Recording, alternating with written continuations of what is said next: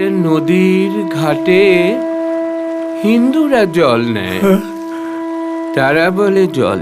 আবার এই নদীরই আরেকটি ঘাটে মুসলমানেরা জল নেয়, তারা বলে পানি। আসলে তোর সবই জল। এমন মানব জনম আর কি হবে, মন যা কর তহরায় কর এইভাবে। তোরে আমি কইছি না ওর লগে তুই মিশবি না, ও মুসলমান, আমাকে সাথ যাবে। মুসলমান মানে কি? আমাদের গ্রামে তো ওই একটাই পুকুর, সেখানে ওই হিন্দু মুসলমান সবাই স্নান করে। আমি পোয়াত্তি।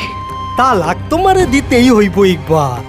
এর একটা বিহিত করো সিরাজ। গেল জাত গেল বলে একই আজব কারখানা, জাত গেল বলে আমাদের কোনো ভেদাভেদ নাই, আমরা সবাই সমান। আমার কাছে ঈদ ওজা, দুর্গা পূজা ও বড়দিনেও তাই। মুসলমানের বেটা হয়ে শিব ঠাকুর সেজেছে। 1 তালাক, 2 তালাক, 3 তালাক, যা। ওরে মন কেনে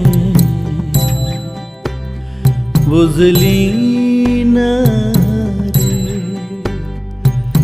ওরে মন কেনে বুঝলি না রে। আপনারে কি কইরা যে ধন্যবাদ জানাই।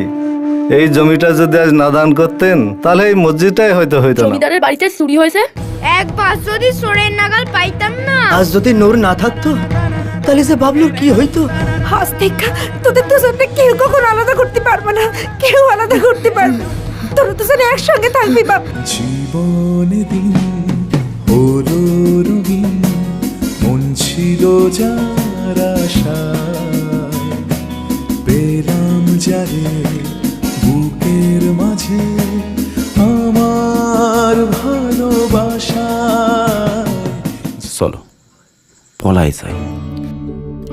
জানিস আমার মনে হয় জমিদারের ছেলে তোর প্রেমে পড়েছে। এই সম্পর্ক কেউ কখনো মেনে নেবে না, কারণ দুটো ভিন্ন জাত, ভিন্ন ধর্ম, আর তাছাড়া ওরা জমিদার, আসমান জমিনের ফারাক, এ কখনো এক হতে পারে না। সই তুমি আমগো নদীখানা যদি পার করে দাও। ওরা যদি জানতে পারে তোমাকে নদী পার করে দিছি, তাহলে তো এক ঘরে করে দিব আমাকে।